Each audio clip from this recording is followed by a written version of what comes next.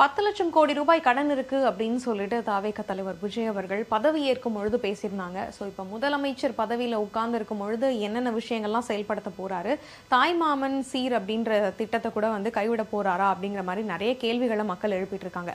ஆனா இன்னொரு பக்கம் ஈரோட்டை சேர்ந்த ஒரு இளைஞர் வந்து 10 லட்சம் கோடி கடன்ல ஒரு பர்சனுக்கு எவ்வளவு கடன் இருக்கு அப்படின்னு சொல்லிட்டு, அதாவது இதுக்கு முன்னாடி நம்ம வந்து ஒரு விஜய் படம் பார்த்திருப்போம். அந்த விஜய் படத்துல என்னுடைய கடனை நான் வந்து செலுத்திட்டேன் அப்படின்னு சொல்லிட்டு ஒரு சீன் வந்து ட்ரெண்ட் ஆயிருக்கும். இதை வந்து இப்போ மறுபடியும் வந்து ஒரு சில ரீல்ஸ்ல நம்மளால பார்க்க முடியுதுன்னு சொல்லலாம். அந்த மாதிரி ஒரு நபர் வந்து சராசரியா 1,26,000 ரூபாய் செலுத்தினா இந்த 10 லட்சம் கோடி கடனை அடைக்கலாம் அப்படிங்கிறது தெரிய வந்து அந்த இளைஞர் வந்து முதலமைச்சர் அவர்களுடைய நிவாரண நிதிக்கு இந்த காசை அனுப்பி வச்சிருக்காரு. ஸோ இதை வந்து போட்டோ எடுத்து அவர் வந்து போஸ்டும் போட்டிருக்காரு. இந்த மாதிரி நான் என்னுடைய கடனை வந்து செலுத்திட்டேன் அப்படின்னு சொல்லிட்டு.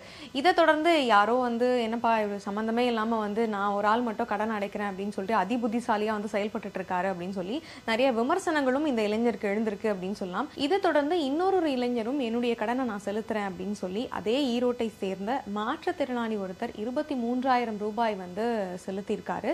அந்த ஷீட்டையும் வந்து போட்டோ எடுத்து அவர் வந்து போஸ்டா போட்டிருக்காரு. இந்த விஷயம் பார்க்கும் பொழுது எல்லாரும் அவங்கவுங்களுடைய கடன் தொகையை திருப்பி செலுத்திட்டு இருக்காங்க. இது என்ன மாற்றத்திற்கான நேரமா, இல்ல மக்கள் வந்து மாற்றத்தை விரும்பி வந்து விஜய் அவர்களுக்கு துணை நின்று நிறைய விஷயங்களை பண்ணணும்னு நினைக்கிறாங்களா? ஸோ இப்போ சிஎம்னுடைய பப்ளிக் ரிலீஃப் ஃபண்டில் வந்து 23,674 ரூபாவும் வந்து ஆட் ஆனா போய் சேர்ந்திருக்கு.